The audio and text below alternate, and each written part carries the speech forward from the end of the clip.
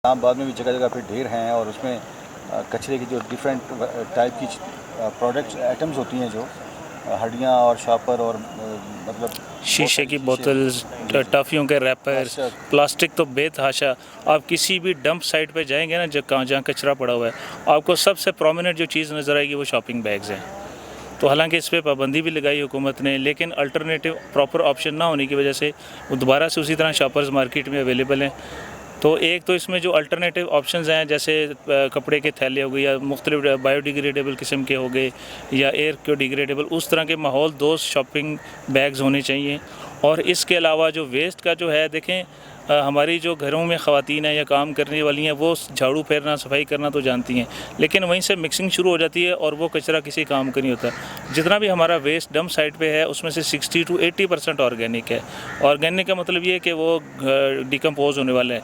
यही वजह है कि आप किसी भी डंप साइट से गुजरते हैं तो आपको स्मेल आती है, क्योंकि वो डिग्रेडेशन हो रही है, मुख्तलिफ़ किस्म की गैसेज उसमें से निकल रही होती हैं। तो अगर आप इसको घर की सतह से ही हर चीज़ को अलग अलग कर दें, सेग्रीगेशन इसकी करें, तो ये सारी चीज़ें रिसाइकलेबल हैं, चाहे वो प्लास्टिक है, बॉटल्स है, हड्डियाँ हैं या और कोई मेटल वगैरह, लोहा, जो भी इस तरह की उसकी जिनसे हैं, वो सारी एक तो रिसाइकलेबल हैं। दूसरा जो ऑर्गेनिक है, उससे आप बायोगैस भी ले सकते हैं और इसको डिकम्पोज करके आप उसका फर्टिलाइज़र भी बना सकते हैं। और हमारी जो ज़मीनें हैं वो फर्टिलाइज़र डेफिशिएंट भी हैं, ऑर्गेनिक मैटर भी नहीं है उसमें। तो ये दोनों मसले जो हैं, हमारे जो एनर्जी का हम इशू फेस कर रहे हैं और जो इस तरीके से हमें ऑर्गेनिक फर्टिलाइज़र की डेफिशिएंसी है, वो भी हमें हमारी उस तरीके से पूरी हो सकती है। और अगर हम ऑर्गेनिक एग्रीकल्चरल प्रोडक्ट्स यूज़ करेंगे, जिनमें सब्ज़ियाँ, वेजिटेबल्स या जो भी गंदम वगैरह आती है, तो हमारी सेहत भी बेहतर होगी, हम ज़्यादा एनर्जेटिक कौम के तौर पे साबित होंगे। मुझे एक बात समझ नहीं आती कि दुनिया की चौथे नंबर की ज़हीन मुल्क, छठी सबसे बड़ी आबादी, एटॉमिक पावर, और ये कचरा जो है ये हम लोगों को अपने कम्युनिटी की सतह पे करना चाहिए। मतलब 10-12 घर अगर एक गली में हैं तो वो आसानी से इसको ट्रीट कर सकते हैं। तो हमारे गली मोहल्ले शहर जो है वो गंदे हैं और हमें कोई एहसास नहीं है, मतलब जो चीज़ जहाँ पे यूज़ की वहीं पे फेंक देने वाला कंसेप्ट है। तो आवाम को इस चीज़ से निकलना चाहिए। हर चीज़ हुकूमत भी कोशिश कर रही है या नहीं कर रही, वो एक अलग बहस है। ये जहाँ अभी आपने आवाम और हुकूमत की बात की, इसमें आप थोड़ा सा ये वाज़े करें कि असल में ज़िम्मेदारी हुकूमती सतह पे किस तरह से बंदी किस नौयत की है और आम शहरी का किरदार क्या है, इस पे वो अपना किरदार अदा करे।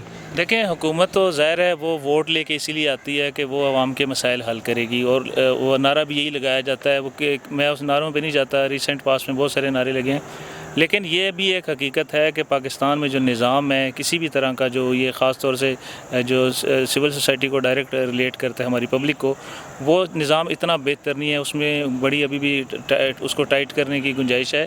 लेकिन ये है कि स्ट्रक्चर बहुत बड़ा है, पूरे मुल्क में उनका निज़ाम फैला हुआ है, कर सकती है, कोशिश भी कर रही होगी है, उसके खैर असरात तो नहीं नज़र आ रहे।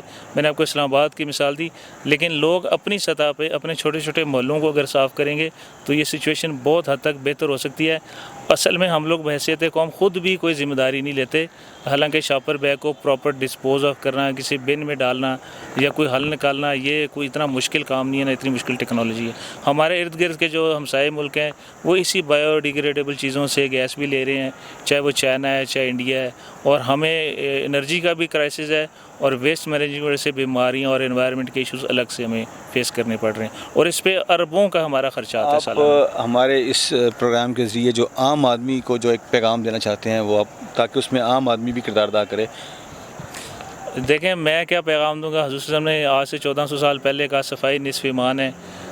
जो अपने इर्द गिर्द अपने आप को साफ़ करें, अपने इर्द गिर्द अपने घर सबको साफ़ करें, शहर को साफ़ करें।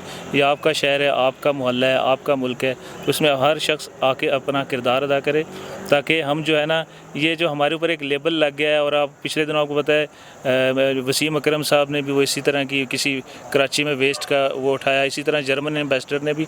तो ये बहैसियत है एक सिटीज़न ऑफ दिस कंट्री और रिस्पॉन्सिबल सिटीज़न, मेरे ख्याल से हर शख्स को इस चीज़ पे शर्मिंदगी भी महसूस होती होगी, और ये सोचने की बात है कि हम क्यों इस चीज़ों को नहीं कर पा रहे। इतने हम लोग लूले लंगड़े और अपाहिज हो गए कि हम लोग अपना कचरा भी सही तरीके से डिस्पोज ऑफ नहीं कर सकते। तो ये सारी चीज़ें डुएबल हैं, दुनिया कर रही है, हमें को व्हील को री इन्वेंट करने की ज़रूरत नहीं है, सिर्फ नीयत अपनी ठीक रखनी है हम सब ने। जी बहुत शुक्रिया, आपने हमारे विजन 2047 के लिए टाइम निकाला और बड़ा अच्छा मैसेज दिया कि इसमें हुकूमती सतह पे अपनी ज़िम्मेदारियाँ, लेकिन आम शहरी को किरदार अदा करना होगा, चूँकि सफाई हमारा निस्फ़ ईमान है।